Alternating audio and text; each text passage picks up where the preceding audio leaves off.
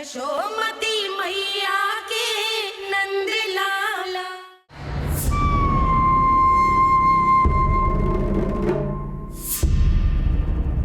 हम ऐसे भूखे प्यासे कब तक रह पाएंगे? कंठ सूख रहा है, जठराग्नि मेरे उदर को जला रही है। अन्न और जल के बिना यदि एक भी दिन और रहना पड़ गया तो मेरे तो प्राण ही निकल जाएंगे। महाराज कंस जिस विचारधारा पे विश्वास रखते थे उसे ही भूल गए हैं। वो ये भूल गए हैं कि युद्ध करने के लिए और उसे पराजित करके स्वयं विजयी होने के लिए स्वयं जीवित रहना आवश्यक होता है।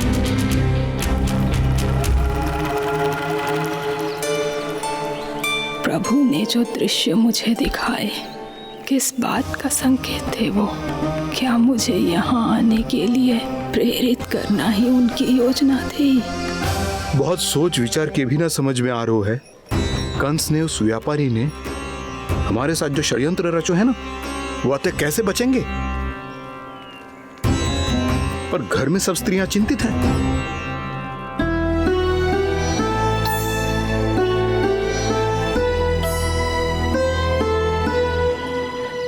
सुनो भाई सब लोग, नंदराज ने निर्णय लियो है कि वो इस बार कंस से मिलने अकेले ही आने वाले हैं।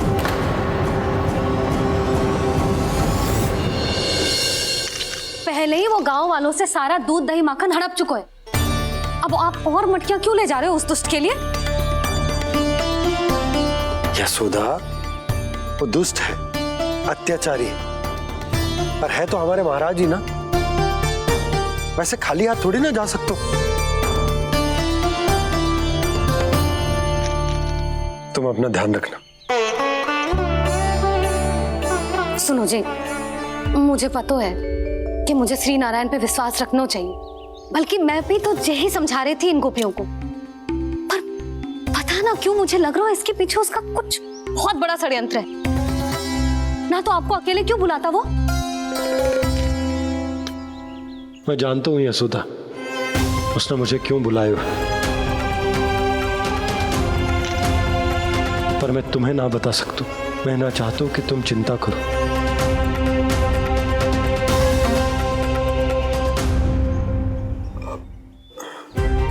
राजा होने के नाते यदि मेरे कुछ करने से मेरी प्रजा का हित होता है तो मुझे वो करना पड़ेगा यशोदा, फिर चाहे वो मुझे कितना ही अप्रिय क्यों ना लगे।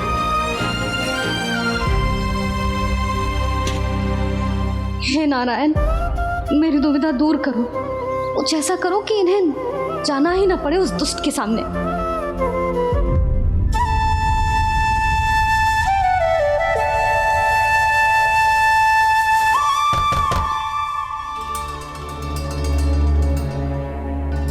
जी इतनी सुबह कौन हो सकता है? मैं देखता हूं।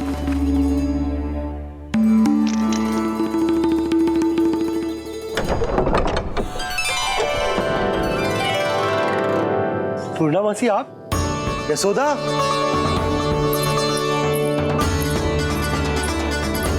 पूर्णामासी, इतने दिनों बाद क्या होगा मासी? सब कुछ कुशल तो है? मैं तो बस इतना जानती हूँ नंदराज, ये लोग आपसे मिलना चाहते थे। कौन?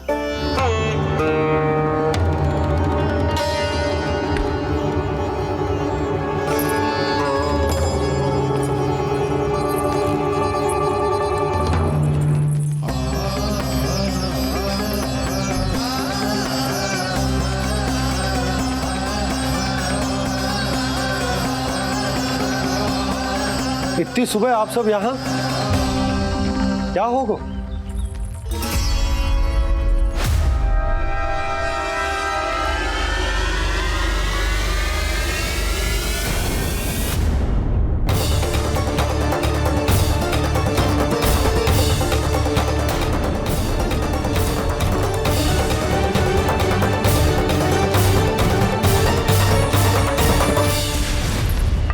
हमारे भोले भाले गोकुल वासियों को फंसाने के बाद यहाँ आने का साहस कैसे करो तूने?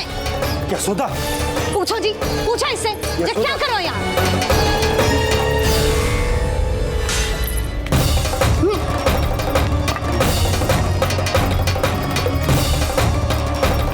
इनकी जे दशा आप सबने तो ना की। नहीं नहीं, इनमें इनका कोई दोष नहीं है। हमारा बस चलता तो इससे भी बुरी दशा करते। ये सब तो मेरी करनी का फल है नंदराज।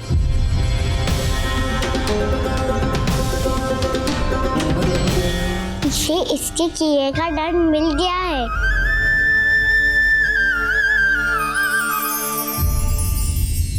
मुझे क्षमा कर दीजिए नंद महाराज, बहुत बड़ी भूल हो गई मुझसे। मैंने इन सब गांव वालों को फंसाने का षड्यंत्र महाराज कंस के कहने पे किया था। वही मेरी भूल थी, मुझे क्षमा कर दीजिए महाराज। बहुत शीघ्र बुद्धि आ गई तुम्हें। मैंने आप सबको लोभ के जाल में फंसाने का प्रयास किया। सच तो ये है कि मैं स्वयं लोभ में ग्रस्त था। सब कुछ अधिक से अधिक धन के लिए किया था मैंने। सब कुछ खो दिया। मेरा भोजन सड़ गया, मेरी मिठाई में कीड़े मकोड़े पड़ गए, मेरे स्वर्ण आभूषण मोती सब कंकड़ पत्थर बन गए। अवश्य इसका कोई नया छल है जे। नहीं नहीं नहीं नहीं, मेरा कोई छल नहीं है, मैं सत्य बोल रहा हूं। मैंने कही थी ना, श्री नारायण हमारी सहायता अवश्य करेंगे। दुष्ट और अत्याचारी का दूत बन के आया था ना, ये तो होना ही था। स्वयं श्री नारायण ने न्याय करो है हमारे साथ।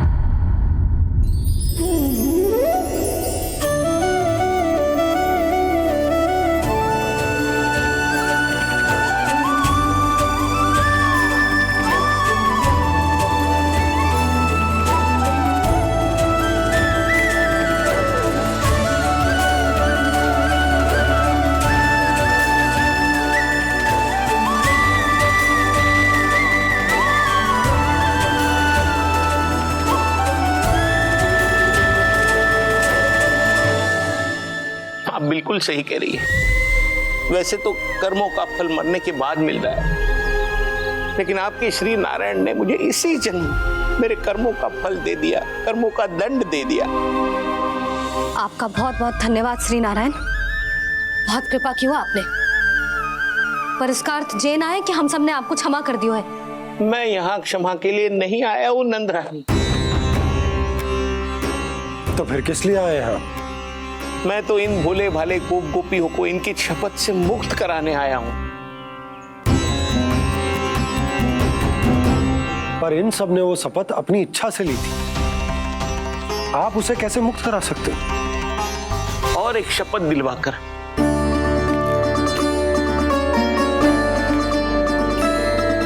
आप लोगों ने भगवान श्री नारायण को साक्षी मानकर यह शपथ ली थी कि आपका सारा दही, दूध, घी, माखन आप केवल मुझे और मुझे ही देंगे। आज उसी भगवान श्री नारायण को साक्षी मानकर मैं आपको शपथ दिलवाता हूं कि आपका सारा दही, दूध, घी, माखन उसमें से एक कण भी आप मुझे नहीं देंगे।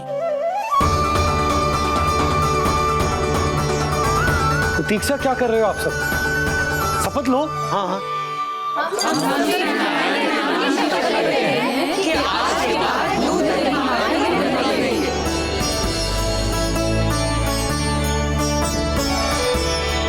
जशोदा जी आपने सही कही थी। हम बस श्री नारायण पर विश्वास रखें तो सारे कार्य सज जाते हैं। मुझे आशा है कि व्यापारी जी की तरह आप सबको भी अपनी शिक्षा मिल गई होगी। हाँ नंदराज, अब हमें अपनी भूल से सीख मिल गई है। अब हम कभी भी किसी के लोभ के जल में ना फंसेंगे। जब यहाँ आभास हो जाए वहाँ भूल हुई है तो उसे मान के सीख लेनी चाहिए। हाँ हाँ, इस घटना से मुझे भी सीख मिल गई है। मैं भी जो शपथ लेती हूँ कि आज के बाद सारा का सारा दूध, दही, माखन इस पर सबसे पहला अधिकार गाय के बछड़ों पर ही होगा। सीख समझ सभी ने जैसे ही ली शपथ कि अब लोभ करेंगे ना हानि से भी अधिक मिला है, माखन बह रहा देखो देखो कृष्ण लीला, देखो कृष्ण लीला।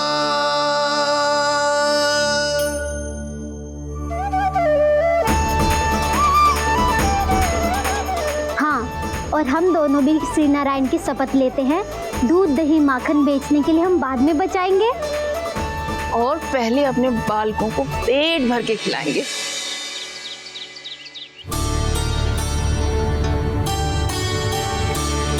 मैया, दादी, शीघ्र चलो। जो माखन प्रसाद की मटकी आप मंदिर से चढ़ा के लाई थी, वो पूरी भर गई है और माखन निकल निकल के भरो है। इसीलिए बड़बोलो कहलाते है तू। फिर कहने लोगों कथा कहानी। मैया, अपने घर पे भी ऐसा ही हो रहा है।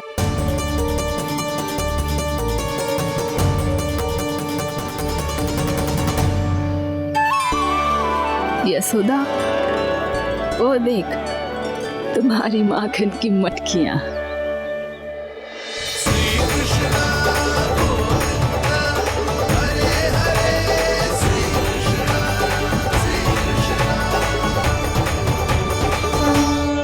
मैंने कहा था ना, आप सभी पर श्री नारायण की विशेष कृपा है। जैसे ही आप सबने अपनी भूल स्वीकार कर ली, भगवान ने आपके माखन की सारी हानि पूरी कर दी।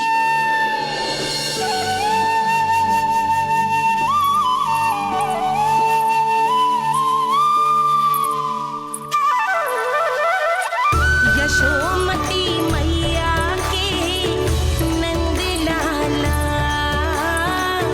यशोमती मैया के नंद लाला, यशोमती मैया के नंद लाला, यशोमती मैया के नंद लाला। मैया चलो ना।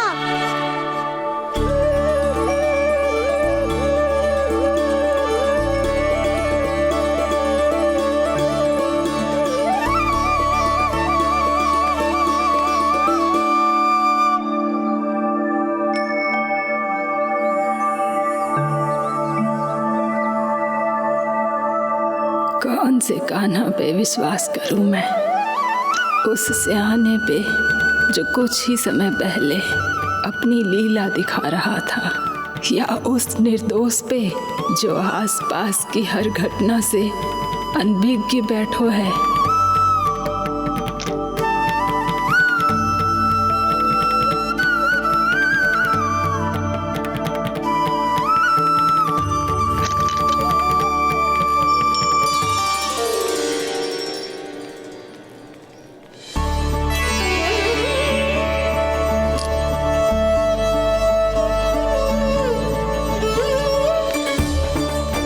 तो क्या इसका अर्थ ये है कि जब हम अच्छा कर्म करते हैं तो हमें पुण्य लाभ होता है, और जब हम बुरा कर्म करते हैं तो हमारी हानि होती है, हम पराजित हो जाते हैं?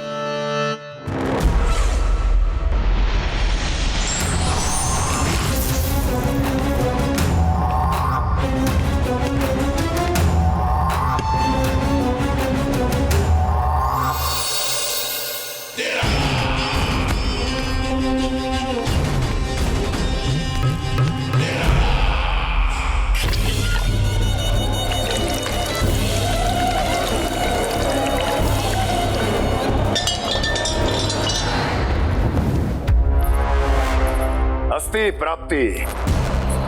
मैंने कहा था ना, ये सारी माया उस विष्णु अवतार की है। अरे वो तो इतना भी शक्तिशाली नहीं है कि अपनी ही माया का प्रयोग पर्याप्त समय तक कर पाए और मुझे पराजय स्वीकार करने पर विवश कर पाए।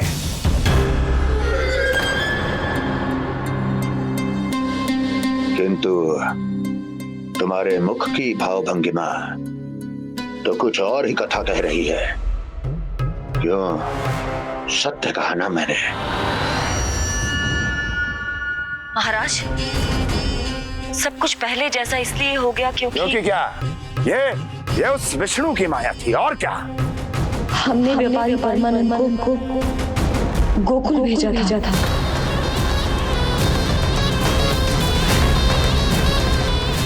हमने व्यापारी परमानंद को गोकुल भेजा था ताकि वो गोकुल वासियों को अपने साथ व्यापार करने के वचन से मुक्त कर सके।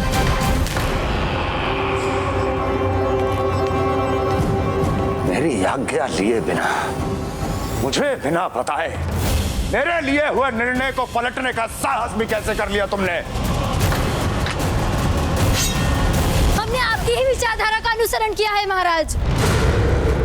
आप ही कहते हैं ना, जब जीवन पर संकट हो तो अभिमान अर्थहीन होता है, और जब प्राणों पर बनाए तो सम्मान स्वाभिमान सब निरर्थक होता है।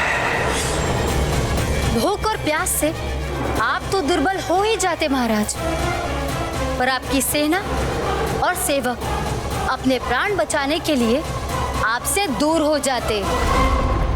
आपके और उस विष्णु अवतार के बीच 4 वर्षों से चलते आ रहे इस संघर्ष में ये एक छोटी सी झड़प है महाराज, और यदि हम ये झड़प हार जाते तो शेष युद्ध करने के योग्य भी नहीं बच पाते। जब आप पूरी तरह से अकेले, शारीरिक रूप से दुर्बल और असहाय होते, और तब वो विष्णु अवतार, वो बालक आप पे प्रहार करता, तब आप क्या करते महाराज? आत्मरक्षा आवश्यक थी महाराज, क्योंकि शत्रु पर उसके वार से भी अधिक घातक प्रहार करने की योजना तभी बनाई जा सकती है जब तन और मन दोनों पूरी तरह स्वस्थ हो।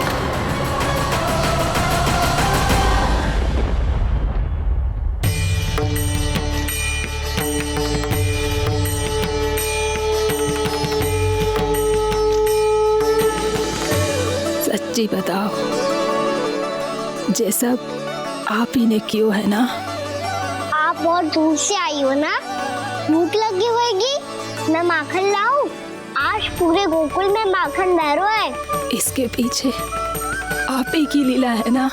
मैं अभी माखन लाता हूँ।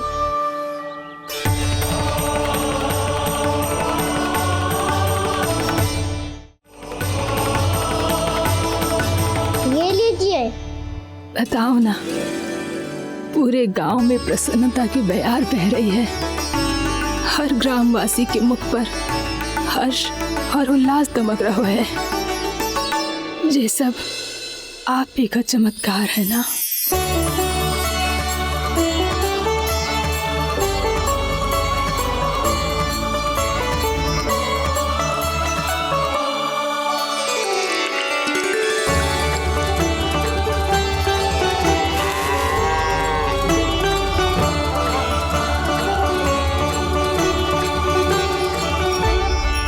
बताओ प्रभु, ये महिमा आप ही की है ना नारायण? ठहरो, मैं आपके हाथों से खिलाऊंगा आपको।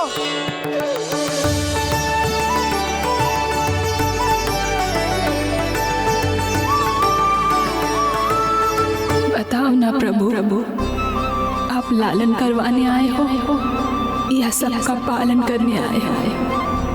बोलो ना प्रभु, बताओ ना।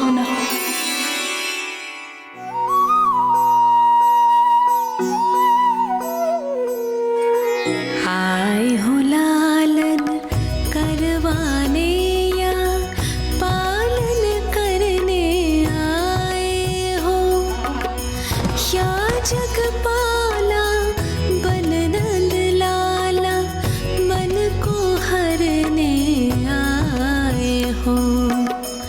आए हो लालन करवाने या पालन करने आए हो। नैनों से देखूं तो दिखते कृष्ण है,